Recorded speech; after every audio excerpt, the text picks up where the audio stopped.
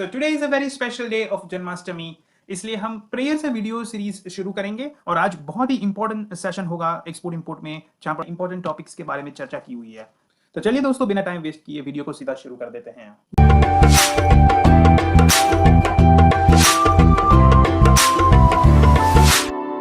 गोकुल का नंद लाला, सबका तू पालनहारा। गोकुल का नंद लाला, सब लोगों का पालनहारा। तू ही मेरा करता है, तू ही मेरा जीवन दाता है। मन की मुरादें कर दे पूरी, तू ही सबसे निराला मेरा बिहारी। हरे कृष्णा कृष्णा कृष्णा हरे हरे, हरे रामा रामा रामा हरे हरे। हरे कृष्णा कृष्णा कृष्णा हरे हरे, हरे रामा रामा हरे हरे। तो आई होप दोस्तों कि आपको जो है प्रेयर सॉन्ग मेरा काफी अच्छा लगा होगा आपको। अब जो है कि मैंने नया बुक लॉन्च किया है दोस्तों आपके लिए, वो भी बिल्कुल फ्री है फॉर द लिमिटेड टाइम। उसके बारे में मैं आपको बाद में बताऊंगा। चलिए दोस्तों, सीधा हम एक्सपोर्ट इंपोर्ट क्यू&ए सेशन शुरू कर देते हैं। तो पहला क्वेश्चन आता है, what is MAB in banking? ये एमएबी क्या है? क्योंकि काफी सारे हमारे बच्चे जो हैं वो बैंक में अकाउंट खुलवाने जाते हैं, वो जो प्रश्न पूछते हैं उनके बैंक वाले आंसर देने से पहले एक शीट बैंक दे देते हैं बच्चों को, और उसमें सबसे पहले आ जाता है एमएबी। और यहां पर काफी लोगों को कंफ्यूजन हो जाता है, या तो जिनको समझ है वो कंप्लीट नहीं है। तो सबसे पहले हम ये क्लियर कर देते हैं, एमएबी होता है मंथली एवरेज बैलेंस। राइट? क्या होता है दोस्तों? ये मंथली एवरेज बैलेंस। अब नॉर्मली लोगों को ऐसा माइंड में है कि ये जो एमएबी है, जैसे मान के चलिए एमएबी 50,000 आपको बताया गया है कि अगर ये अकाउंट आप खुलवाते हो, तो यहां पर अकाउंट खुलवाते हो बैंक में, तो 50,000 आपको डिपॉजिट बैंक में रखना पड़ेगा। तो जैसे 50,000 आपको बताया गया, तो आप सोचोगे कि 50,000 बैंक में रखना पड़ेगा, ये हम उठा नहीं सकते, इसके ऊपर का फंड डालेंगे तो उठा पाएंगे। अब एमएबी क्या होता है दोस्तों कि आप जो पूरा महीने का ट्रांजैक्शन करते हो, ठीक है, उस पूरे महीने की एक एवरेज निकालते हैं, राइट? और फिर वो वैल्यू निकालते हैं, वो वैल्यू आपकी 50,000 से प्लस होनी चाहिए इफ योर एमएबी इज 50,000। ठीक। अब दोस्तों एग्जाम्पल दे के मैं आपको देता हूँ। एक ऑप्शन नॉर्मली जो लोगों के माइंड में होता है वो यही है कि हम 50,000 रुपीज़ हमने हमारे अकाउंट में ही रखें, ठीक है, उसको ऊपर नीचे ना करें। तो पूरा मंथली जो कैलकुलेट जब होगा एवरेज, तो 50,000 तो होगा ही, क्योंकि वो ऑलरेडी आपके अकाउंट में है, ठीक है। लेकिन ऐसा भी ऑप्शन आप कर सकते हो बिजनेस में कि जहाँ पर आपका बैंक अकाउंट में 1 रुपया भी ना हो, राइट, 0 रुपये हो, फिर भी आपको जो है आपका एमएबी मेंटेन हो जाए। इस तरीके से भी कार्य किया जा सकता है। तो वो कैसे हो सकता है कि जैसे 50,000 आपको एमएबी बताया गया, ठीक है, तो आपको करना क्या होगा, महीने में एक बार, ठीक है, महीने में एक बार 15 लाख रुपीज़ आपको डिपॉजिट करना है, ठीक है, और फिर वो उठा लेना है। तो आपने 15 लाख रुपए डिपॉजिट किया, 15 लाख डिवाइडेड बाई 30 करोगे, राइट, तो वो आ जाएगा 50,000, राइट। तो पूरे महीने का जो एवरेज हो गया वो 50,000 हो गया। तो आपको फिर बैंक का फर्दर चार्ज नहीं लगेगा, राइट, एमएबी नॉन मेंटेनेंस का, राइट। तो कहने का मतलब क्या था दोस्तों कि जब भी आपका बिजनेस होता है, फाइनेंशियल ट्रांजैक्शंस होते हैं, राइट, तो हर एक दिन की आपका कैलकुलेशन में लिया जाता है जो अमाउंट आपके अकाउंट में है। कभी आपके बैंक अकाउंट में 60,000 हो सकता है, कभी के दिन में 1 लाख है, कभी के दिन में 0 है, ऐसा उसका पूरा महीने का एवरेज निकाला जाएगा। अगर वो 50,000 से बियॉन्ड है, ठीक है, तो आपका एमएबी मेंटेन आपका है। अब एमएबी जो है आजकल के टाइम में बहुत महंगे होते हैं। तो नेक्स्ट क्वेश्चन में हमने ये लिया है कि how you can reduce your MAB. यानी कि अब दोस्तों आई होप कि आप समझ चुके होंगे कि एमएबी का एक्चुअल मतलब क्या होता है। अब फर्दर क्वेश्चन आता है, what are the best strategies to open a bank account with minimum MAB? यानी कि मंथली एवरेज बैलेंस जितना मिनिमम हो उतना अच्छा है। तो ऐसा क्या स्ट्रेटजी हम अपना सकते हैं कि जहां पर हमारा एमएबी कम से कम बैंक करे?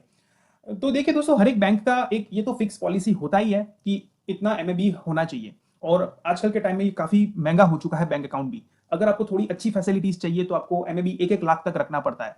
तो ये बहुत ही डिफिकल्ट है स्टार्टअप्स के लिए कि एक छोटा स्टार्टअप इतना ज्यादा बैंक में एवरेज बैलेंस मेंटेन कर पाए। कुछ हमारे बच्चों ने स्ट्रेटेजी अप्लाई की हुई है, कुछ क्रिएटिव स्ट्रेटेजी है राइट, जो आप भी अप्लाई कर सकते हैं। तो जैसे दोस्तों मैंने आपको पहले कहा था कि हम लोकल बिजनेस भी शुरू करते हैं एक्सपोर्ट बिजनेस के साथ साथ। हम लोकल बिजनेस के खिलाफ नहीं है, हम लोकल बिजनेस को भी एनकरेज करते हैं कि एक्सपोर्ट के साथ साथ लोकल होना चाहिए। तो हमारा एक्सपोर्ट बिजनेस को हम ज्यादा बूस्टअप कर सकते हैं, क्योंकि जितना ज्यादा हमारा लोकल ट्रांजेक्शन होगा उतना सप्लायर से कॉन्टेक्ट होगा, और जितना अच्छा सप्लायर से बॉन्डेज होगा उतना हमको एक्सपोर्ट्स में फायदा होगा, और बाहर के सामने क्रेडिबिलिटी भी हमारा स्ट्रांग होगा, क्योंकि हम लोकल बिजनेस भी करते हैं एक्सपोर्ट के साथ साथ। तो local business is always good. तो यहां पर एक स्ट्रेटेजी आप ये अप्लाई कर सकते हो कि आप बैंक को बता सकते हो कि अभी मेरा विचार केवल लोकल बिजनेस शुरू करना है एज ऑफ नाउ। ठीक है, पहला मेरा विचार ये है, फिर हम एक्सपोर्ट का सोचेंगे। क्योंकि नॉर्मली जब आप एक्सपोर्ट्स बताते हैं तो एमएबी आपको हाई बताई जाती है कि आप जो है ये सर्विसेज लेने के लिए आपको ज्यादा पैसा देना पड़ेगा, मिनिमम एवरेज बैलेंस, लेकिन एक्चुअली ऐसा नहीं होता। ठीक है, आप पहले चेक कर लो कि बैंक क्या क्या फैसिलिटेशन देती है, राइट। फिर नॉर्मली क्या होता है, मेजोरिटी जो स्टार्टअप्स है वो जो लोअर एमएबी, अगर आपको एक्सपोर्ट्स का पोर्टफोलियो बताया भी जाए, ठीक है, कि ये हमारे ट्रेड अकाउंट्स है, तो मोस्ट ऑफ दी लोग जो है वो 25,000 या 50,000 वाले अकाउंट्स में जाते हैं। ठीक है, तो जो लोअर वाला होता है वो most of the startup select करके आगे बढ़ते हैं, उसमें ट्रेड भी करते हैं, उनका काम भी चलता है।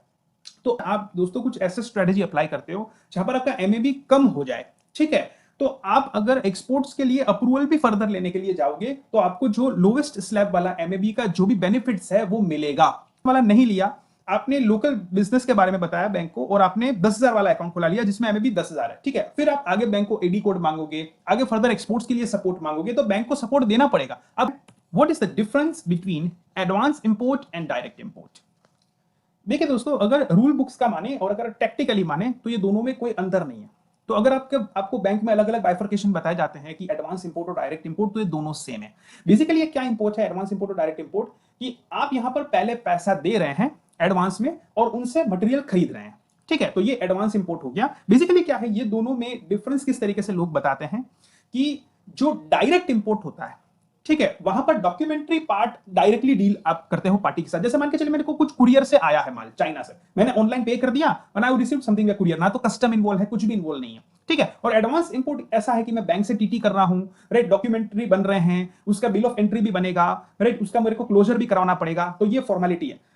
ये फॉर्मेलिटी है, लेकिन in terms of the rates, right, for advance import and direct import both would be same. तो इसमें आपको ज्यादा डिफरेंशिएशन करने का जरूरत नहीं है in terms of banking prices. ठीक है, फिर फर्दर क्वेश्चन आता है, what is the meaning of collection in banking, right. क्योंकि बैंक वाले काफी हमको बताते हैं कि भाई आपका कलेक्शन किस तरीके से होगा, उसमें रेट्स आते हैं बैंकिंग के चार्ट में, import bill for collection, export bill for collection. Basically collection क्या है दोस्तों, कि जो आपकी डीपीडीएएलसी के टर्म्स है जिसमें डॉक्यूमेंट बैंक से रूट होते हैं, ठीक है, और डॉक्यूमेंट की लेती देती बैंक से होती है। फॉर एग्जाम्पल कि आपने कुछ इंपोर्ट किया और आप अपने बैंक को के पास जा रहे हो डॉक्यूमेंट कलेक्ट करने और पैसा देने। ठीक है, तो ये जो डीपीडीएएलसी के ट्रांजैक्शन है, ठीक पार्ट बैंक से रूट किया जाता है, वो होता है कलेक्शन। आता है, what is the forward outward remittance non import? जैसे मान के चलिए आपका फ्रेंड है फॉरेन कंट्री में, ठीक है, उनको पैसे की जरूरत है। देखिए दोस्तों, हो सकता है डायरेक्ट ट्रांजैक्शन के लिए पैसे नहीं चाहिए, डायरेक्ट देती लेती ना हो रही हो, लेकिन आप उनको पैसे दे रहे हो ताकि वो कुछ वहां पर रिसर्च कर सके और आगे बिजनेस बन पाए, तो वो भी नॉन इंपोर्ट हो गया, राइट। आपने अपने फ्रेंड को कुछ पैसे भिजवाए, ही is doing some research with that money, right, तो ये foreign outward remittance non import हो गया। ठीक है, तो उसका भी आपको प्राइसेस चेक करना पड़ेगा। नॉर्मली रिसीवर को पैसा नहीं कटता है, भेजने वालों को पैसा कटता है। ठीक है, यहां से ही बैंक वाला पैसा काट लेते हैं। जैसे मेरे को फॉर एग्जांपल $1,000 भेजने किसी फॉरेन पार्टी को, right, for some personal purpose, तो यहां से ही बैंक पैसा काट लेगा, उनको $1,000 पूरा मिलेगा। ठीक है, what is the difference between FCY and LCY? Simple है दोस्तों, एफसीवाई का हो गया फॉरेन करेंसी और एलसीवाई का हो गया लोकल करेंसी। इशुएंस के चार्जेस लोकल करेंसी और फॉरेन करेंसी के थोड़े डिफरेंट होते हैं, that also you need to check it out from your bank. फिर दोस्तों फर्दर क्वेश्चन आता है, how startup can avail foreign bank loan for export import business? Export import business के लिए फॉरेन बैंक लोन के लिए कैसे स्टार्टअप्स अप्लाई कर सकते हैं? यहाँ पर देखिए दोस्तों, मैं बहुत बड़े स्केल पे बात नहीं करूंगा, एफडीआई है, करेंसी स्वैप है, ऐसा कुछ मैं चर्चा नहीं करूंगा। क्योंकि देखिए मेरे पास हर तरीके के क्लाइंट आते हैं, बड़े लेवल के भी आते हैं, छोटे भी आते हैं, मीडियम भी आते हैं। सो जो स्टार्टअप लेवल के लिए यहाँ पर जो यूजफुल हो उनका जिक्र करना मेरे लिए अभी बहुत जरूरी है, क्योंकि आई वांट कि स्टार्टअप्स जो है वो बहुत कंट्री के लिए अच्छा काम करे और अपने देश का नाम जो है वो रोशन करे। दोस्तों स्टार्टअप के लिए सबसे इजी तरीका है फॉरेन बैंक लोन लेने के लिए, वो बैंक गारंटी का तरीका है। अब नॉर्मली आप अगर बैंक लोन लेने जाएंगे, अब स्टार्टअप के पास सबसे इजी तरीका फॉरेन बैंक लोन लेने का यह है कि उनको बायर की तरफ से बैंक गारंटी मिलना चाहिए, चाहे कोई भी टर्म्स ऑफ ट्रेड हो, राइट, चाहे कोई भी पेमेंट टर्म्स हो, कोई दिक्कत का बात नहीं। बायर के पास से अगर आप बैंक गारंटी ले लेते हो, फॉरेन बैंक का गारंटी जनरेट होगा, ठीक है, उसके बेसिस के ऊपर से दे सकता है। हालांकि आपको इंडियन बैंक भी उसके ऊपर इंटरेस्ट लेगा, वो फ्री में नहीं मिलेगा आपको। हालांकि फॉरेन कंट्री में मान के चलिए डेवलप्ड कंट्री से आप लोन ले रहे हो, ठीक है, तो आपका इंटरेस्ट रेट काफी कम होगा, तो इंडियन बैंक भी आपसे इंटरेस्ट रेट लेगा। हालांकि वो ज्यादा नहीं होता, इट कुड बी अराउंड 1% और 2% या उसके बीच में होता है, राइट, स्टार्टअप्स के लिए पूरे साल का इंटरेस्ट, प्लस आपको फॉरेन बैंक का भी इंटरेस्ट देना पड़ेगा, ऐसा नहीं होगा कि वो फ्री में आ जाएगा, ठीक है। तो फॉरेन बैंक का इंटरेस्ट जो है वो कंपैरेटिवली कम होता है, राइट। तो दोनों का आप क्लब भी करोगे फिर भी आपका वो लोन जो है कंपैरेटिवली इंडिया से सस्ता होएगा। अगर प्रैक्टिकली बात की जाए तो बहुत कम स्टार्टअप्स को लोन मिल पाती है। हालांकि लोन आपको इजीली मिल जाएगी अगर आप कुछ सिक्योरिटी दोगे बैंक को। अगर आप सिक्योरिटी नहीं दोगे कुछ, राइट, तो आपको फंडिंग मिलना बहुत मुश्किल है। No doubt there are several schemes like CGT MSC है, मुद्रा लोन है, इंटरेस्ट सबवेंशन स्कीम्स जैसे लोन है, स्टेट गवर्नमेंट के फाइनेंशियल स्कीम्स होते हैं, स्टार्टअप इंडिया स्कीम चल रहा है। लेकिन अगर प्रैक्टिकली देखा जाए तो बहुत ही मुश्किल है स्टार्टअप्स को लोन मिल पाना, खास करके ऐसे स्टार्टअप्स जिनके पास बहुत अभी क्रिएटिव आइडिया नहीं है। उनको भी काम शुरू करना है कुछ जनरल प्रोडक्ट से, कुछ जनरल बिजनेस से, ताकि एक उनका पहले पहले उनका गुजरान चले, प्रॉपर बिजनेस चले, फिर वो धीरे धीरे आइडियाज उसको आए तो कुछ एक्सपेंशन करें। They want to start something. So general startups को बहुत फंडिंग इतना बेनिफिट नहीं मिल पाता। स्टार्टअप्स अगर लोन लेना चाहते हैं तो बैंक गारंटी जो है वो ईजियर ऑप्शन है, राइट। बैंक गारंटी का ऑप्शन जो है वो इजियर ऑप्शन है as compare to other option. अगर guarantee if you are able to receive from the buyer in other payment terms, right, in any other payment terms जो आप export import में trade कर रहे हो, यूज कर रहे हो, ठीक है, तो बैंक गारंटी अगर आती है बायर की तरफ से तो उसके बेसिस के ऊपर से आपको लोन मिल सकता है। Why bank endorsement is required to complete the DO process in import to delivery process। अब देखिए दोस्तों, इसका मैं आपको प्रैक्टिकल एक्सपीरियंस से ही चीज़ें समझाता हूँ ताकि आपको जो है इसका क्लैरिटी अच्छी तरीके से मिल पाए। तो मेरा क्लाइंट था जिन्होंने स्क्रैप इंपोर्ट किया था 4 कंटेनर कास्टिंग आयरन का, और उनका पेमेंट टर्म्स डीए था, डॉक्यूमेंट अगेंस्ट एक्सेप्टेंस। तो जो सप्लायर है उन्होंने मटेरियल भेज दिया, इधर मुंद्रा पोर्ट में आ भी गया, और यहाँ पर जो क्लाइंट है उन्होंने बैंक में जाके बिल ऑफ एक्सचेंज साइन किया और डॉक्यूमेंट उसको मिल गया। अब उनका यूजेंस पीरियड था वो 7 डेज था डीए में, ठीक है, डीए विद 7 डेज यूजेंस। तो उन्होंने बिल ऑफ एक्सचेंज साइन किया और डॉक्यूमेंट सारा का सारा उठा लिया। पैसा देना अभी बाकी था, ठीक है, लेकिन डॉक्यूमेंट आ गया था, बीएल वगैरह उनके हाथ में था। तो जब भी वो कस्टम क्लियरेंस करवाने गए, ठीक है, तो उनको मटेरियल नहीं दिया गया। सारा प्रोसेस हो गया लेकिन मटेरियल उनको नहीं मिला। वाई? क्योंकि बैंक से एंडोर्समेंट नहीं आया था, और जो बैंक एंडोर्स करता है डिलीवरी ऑर्डर प्रोसेस में उसको कहते हैं BRO, बैंक रिलीज ऑर्डर, या फिर BDO, बैंक डिलीवरी ऑर्डर। तो वो इश्यूएंस ना होने की वजह से कार्गो जो है वो पोर्ट पे ही पड़ा रहा। अब इसका प्रोसेस कैसे किया जाए और ये क्यों स्ट्रक हो गया, उसका रीजन ये था कि डीए में जो हमको बिल ऑफ लेडिंग आया था उसमें कंसाइनी जो है वो बैंक था। ध्यान रखिए दोस्तों, कंसाइनी बैंक था। तो अगर बैंक कंसाइनी है, बीएल हाथ में भी आ गया, फिर भी मटेरियल मिलेगा नहीं। तो इसके कारण जो है हमने मटेरियल को चेक कर पाए, हमने चेक किया कास्टिंग आयरन कैसा आया है, कितना क्वांटिटी आया है, कैसा क्वालिटी है, ये सब हम चेक कर पाए।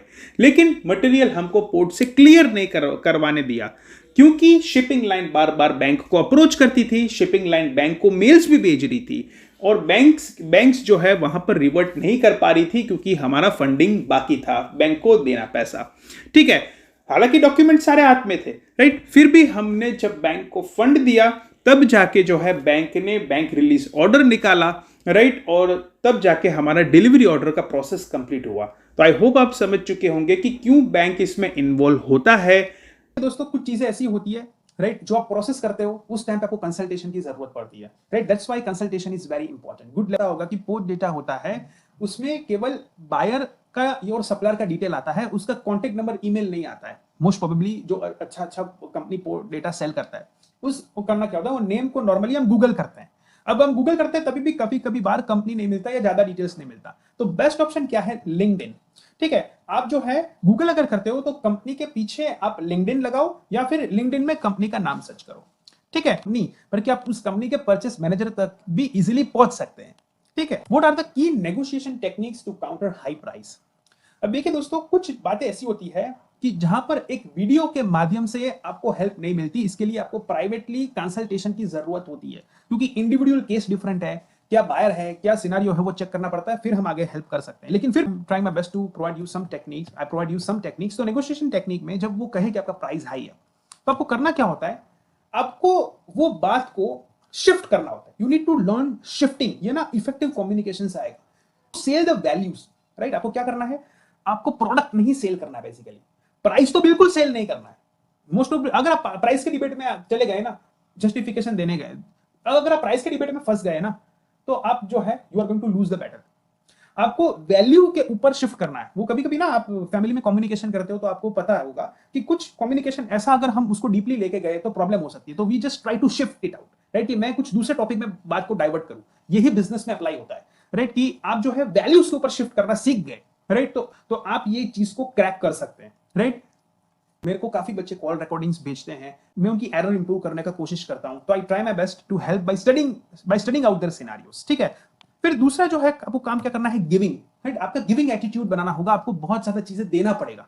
अगर आप कुछ लेना चाहते हो, बायर से डील लेना चाहते हो, जेन्युइन बायर से, तो आपको काफी सारा चीज देना पड़ेगा। अब आपके पास देने के लिए क्या है, ये you have lot of things, right. Industry related news है, अपडेट्स है, इंफॉर्मेशन है, वीडियोस है, lot of things you can keep on updating in your website. इसलिए मैं आपको बता रहा हूं कि blogging is very important for exporters. शायद दूसरों के लिए ब्लॉगिंग इंपॉर्टेंट ना हो, लेकिन हमारे लिए बहुत बहुत बहुत बहुत इंपॉर्टेंट है ब्लॉगिंग पार्ट। और अभी गूगल भी ये बता रहा है कि वेबसाइट जो है हम टॉप में उसका लेके जाएंगे जो वेबसाइट रेगुलर अपडेटेड होता रहेगा। तो रेगुलर अपडेटेड वेबसाइट कब होता रहेगा, जब आपके वेबसाइट में ब्लॉग होगा। तो Google is also emphasizing on blogging and you need to learn to create the effective blog. अगर आप शुरुआत में आपको नहीं आ रहा है तो आप एक्सपर्ट्स को ब्लॉगिंग के लिए हायर कर सकते हो।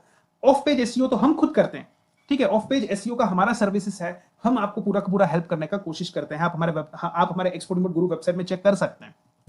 Then third thing is very important, that is lead generation. आपको एक ऐसे स्टेज पे आपको बिजनेस लाना पड़ेगा जहां पर कुछ लेवल की लीड्स आपके बिजनेस में ऑटोमेटिकली आ रही हो। केवल जो है आप कहीं से डेटा लेके वर्कआउट कर रहे हैं, आपके माइंड में क्या होगा कि भाई बायर का पोर्टफोलियो इज वेरी लिमिटेड, ठीक है। तो आपको कुछ ऐसे बिजनेस मॉडल के लिए वर्कआउट करना पड़ेगा जहां पर सामने से कुछ बायर्स आए आपके पास। क्योंकि अगर वो सामने से आ गया ना, तो 50% बैटल आप जीत गए, ठीक है। अब 50% ही बैटल आपको जीतना बाकी है। सो सामने से आना वो बहुत जरूरी है। तो उसके लिए जो है Google ads is very best for exporters, खास करके ट्रेडिशनल भी एक्सपोर्ट करना चाहते हैं और रीमार्केटिंग, राइट। उसके लिए मेरा फॉलोअप का वीडियो है, वो आप चेकआउट कर सकते हैं। और लीड जनरेशन के रिलेटेड आगे भी कुछ पॉइंट्स है इस वीडियो में जो मैं आपको बताऊंगा। क्योंकि I need to understand your case, your scenario, your budget, your products, your market, and then I can guide you in this. I tried every method for marketing my e-commerce product, but I am unable to get sales. Kindly guide. मैंने बहुत कुछ try कर लिया। आते मेरे पास लोग कि sir मैं फेसबुक भी किया, गूगल मार्केटिंग भी किया, बहुत सारा पैसा स्पेंड कर रहा हूँ, लेकिन मेरा ई कॉमर्स का बिजनेस चल ही नहीं रहा है, प्रॉब्लम आ रहा है। अब देखिए दोस्तों, अगर आप ये स्टेज में हो कि बहुत कुछ ट्राई आपने कर लिया ई कॉमर्स में, आप ई कॉमर्स में भी प्रोडक्ट सेल नहीं कर पा रहे हो, एक्सपोर्ट नहीं कर पा रहे हो, तो सबसे पहले क्या करिए कि आप अपना जो सेल्स एक्टिविटी है वो कंप्लीटली आप स्टॉप कर दीजिए। आई मीन टू से जो भी आप पेड एक्टिविटी कर रहे हो, जो आपका फेसबुक एड रन चल रहा है, यूट्यूब एड चल रहा है, गूगल एड्स चल रहा है, वो आप कंप्लीटली स्टॉप करें। आप एनालाइज करें, राइट, आपका प्रोडक्ट एनालाइज करें, उसके फोटोग्राफ एनालाइज करें, क्योंकि ये मेन चीज है, राइट। प्रोडक्ट का सिलेक्शन, आप एनालिसिस मैंने प्रीवियस वीडियो में सिखाया हुआ है। काफी वेबसाइट है जहां पर आप चेक कर सकते हैं कि ये मेरा प्रोडक्ट ई कॉमर्स का पोटेंशियलिटी कितना है इस प्रोडक्ट का, ठीक है। तो वो चेक करिए, अच्छे फोटोग्राफ बनाइए, अच्छा कंटेंट के ऊपर ध्यान दीजिए, ठीक है। फिर आप आगे बढ़े तो आप वर्कआउट करना पड़ेगा वीडियो कंटेंट के ऊपर। केवल text content is not enough in this era, right. आपको एक इफेक्टिव वीडियो कंटेंट बनाना पड़ेगा अपने प्रोडक्ट के लिए। जैसे इनिशियल पार्ट में मैंने वीडियो कंटेंट कैसे बनाया था मेरे बुक के लिए, राइट, ऐसा वीडियो कंटेंट आपको बनाना पड़ेगा। अगर आपको नहीं आता है तो आप फाइवर से, फ्रीलांसर से आप अपॉइंट करके कंटेंट बनवाइए, लेकिन ये चीज करिए, that is very very important. Website के लैंडिंग पेज में आप डालिए, और सबसे ज्यादा फोकस आप पता है क्या करिए, आप सेल्स के ऊपर फोकस ना करें, पर क्यों focus on the lead generation, ठीक है। जितना ज्यादा आप ई कॉमर्स में या आपके बिजनेस में लीड जनरेट कर पाएंगे कि कोई आपकी वेबसाइट में आ रहा है, वो डेटा दे रहा है, साइन अप कर रहा है, that is more important thing than sales, ठीक है। तो अगर हमारे पास डेटा आ रहा है तो हम ऑटोमेटिकली उनको फॉलो अप कर सकते हैं, अप्रोच कर सकते हैं। तो है लैंडिंग पेज भले 1 पेज का बनाइए, लेकिन उसमें एक ईमेल लोग इनपुट कर सके, ऐसा फैसिलिटेशन बना सकते हैं, जो मेलचिम्प से आप कर सकते हो ये चीजें। और भी काफी साइट है जहां पर आप उसके नंबर ले सकते हो, जो हमने प्रीवियस वीडियो में बताया था, एसएमएस बम्प जैसा। तो वो अगर आप वेबसाइट में इंटीग्रेट कर देते हो और आपको लीड जनरेशन हो रहा है, उसके लिए आप कुछ देते हो, राइट, उसके लिए कुछ आप पीडीएफ हो गया या कुछ प्रोडक्ट का डिस्काउंट हो गया, ऐसा आप उनको देने लगते हो, then you keep on getting customers order over and over again, right? So you need to work out on the lead generation, right? अगर बिजनेस नहीं हो रहा है, नहीं हो पा रहा है, कोई बात नहीं, भले प्रोडक्ट ना ले, लेकिन एटलीस्ट उन relevant group of people, relevant जो कस्टमर्स है, उसके डेटा भी आपके वेबसाइट में आते रहें, राइट? ऐसा फैसिलिटेशन एटलीस्ट आप क्रिएट करें, ऐसा वेबसाइट आप जरूर क्रिएट करें या करवाएं. That is most important thing to boost your sale for future. फिर अगला क्वेश्चन है जो मेरे को काफी आ गया, काफी लोग पूछते ही रहते हैं कि sir what is Krishna consciousness views on Bollywood movie boycott. मैं पर्टिकुलर मूवी का नाम नहीं लेना चाहूंगा, लेकिन ऐसे काफी बार हुआ है कि बॉलीवुड मूवी बॉयकॉट के ट्रेंड्स लगे होते हैं सिर्फ इसके लिए क्योंकि वो कुछ जो है वो रिलीजन एक्टिविटी के खिलाफ कुछ बोल रहे हैं, या फिर कुछ पहले के मूवी में जो है उन्होंने कुछ ऐसा बताया हुआ है. So I am not pointing out anybody, लेकिन मेरा सिर्फ कृष्ण कॉन्शियसनेस व्यूज क्या है वो मैं बताने का यहाँ पर कोशिश करूंगा. तो देखिए, I will be telling you a story from a शास्त्र. उससे आप खुद तय कर लीजिएगा कि आपको ये बॉयकॉट ट्रेंड्स में रहना चाहिए या नहीं रहना चाहिए. सो वृंदावन के जो टॉप 6 गोस्वामीज है, इसकी बुक भी अमेजोन में अवेलेबल है, 6 गोस्वामीज ऑफ वृंदावन, जिसके ऊपर इस्कॉन की फिलोसॉफी बेस्ड है. ठीक है, उनमें से एक गोस्वामी का नाम है जीव गोस्वामी. जीव गोस्वामी के जो वो 6 गोस्वामी में से ही है जो है सनातन गोस्वामी और रूपक गोस्वामी जी. ठीक है, तो इनके गुरु जो हैं, राइट, वो बहुत ही उस टाइम पे फेमस थे, आज भी फेमस है, राइट. उनकी इस्कॉन की बुक्स में काफी चर्चा आती है, काफी उनके बारे में लिटरेचर है, वृंदावन में भी बहुत उनकी चर्चा होती है. उनके टेम्पल्स भी एक तरीके से समाधि कह सकते हैं हम उनको, राइट. तो वो बहुत ही रेप्यूटेड है 6 गोस्वामी ऑफ वृंदावन. और उसमें से जो जीव गोस्वामी जी है, राइट, उनका बहुत ही ज्यादा कंट्रीब्यूशन है हमारे स्क्रिप्चर्स को लाने में. ठीक है, उन्होंने काफी संदर्भ लिखे हैं जिसके ऊपर से काफी इस्कॉन की बुक्स उस प्रभुपाद जी की बुक्स उनमें से बेस्ड है, और वो नॉलेज आपको दिया जाता है, राइट, जो कृष्णा कॉन्शियसनेस का कोर नॉलेज है वहां से जनरेट होता है. तो इनकी फाउंडेशन की मैं बात करूंगा. तो इनके गुरु जो थे, राइट, इनके जो गुरु थे जीव गोस्वामी जी के, उनके पास एक वैष्णव जन आया था, राइट, और उनका एक ऐसा माइंडसेट था कि मैं इनको हरा दूं. ठीक है, तो वो डिबेट में उतरना चाहते थे, लेकिन जीव गोस्वामी के मेंटर थे, वो डिबेट में नहीं उतरे. तो जो वो वैष्णव जन था, उन्होंने बताया, तो रूप गोस्वामी जी को बताया कि आप राइटिंग में दे दो, you give me on writing कि आप हार गए. ठीक है, तो इन लोगों ने राइटिंग में दे दिया कि हाँ आप हमारे से अच्छे हैं, आपका नॉलेज भी अच्छा है, और हम हमारी हार को स्वीकार करते हैं.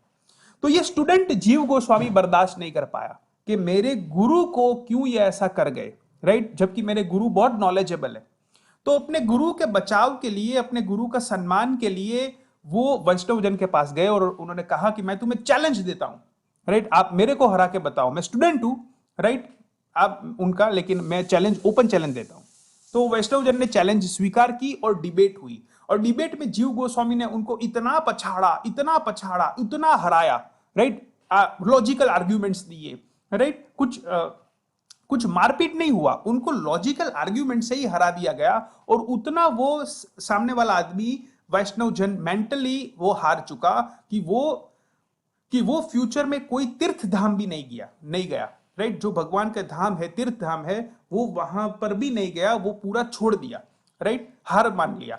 और ये जीव गोस्वामी जी ने काउंटर लेटर ले लिया कि लिख के दो कि मेरे गुरु जो है, मेरा जो शिक्षा लिया हुआ है वो जो है आपके नॉलेज से काफी ज्यादा है.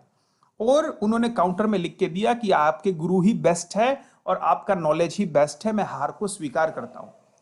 तो ये एक लॉजिकल तरीके से जीव गोस्वामी अपने गुरु का बचाव करके, हालांकि उनके गुरु तो बेस्ट ही थे, उनको ऐसा कोई क्रेडिबिलिटी का जरूरत नहीं था, लेकिन फिर भी अपने गुरु के लिए वो फाइट किए लॉजिकली, और वो जीते, और वो एक लेटर लेके गुरु के पास जा रहे थे. अब जैसे ही वो लेटर लेके पहुंचे, उनके माइंड में ऐसे था जीव गोस्वामी जी को कि मेरे गुरु बहुत खुश होंगे कि मैं एक अच्छा काम करके आया हूं, लेकिन उनके गुरु ने ये पूरा कथा सुन के उनको बता दिया कि आप ये आश्रम में से निकल जाइए, वापस मत आइएगा। और उनके गुरु ने बता दिया कि जब हम डिबेट में नहीं गए, राइट, तो आप क्यों उनके साथ डिबेट कर रहे हो, अपना टाइम वेस्ट कर रहे हो।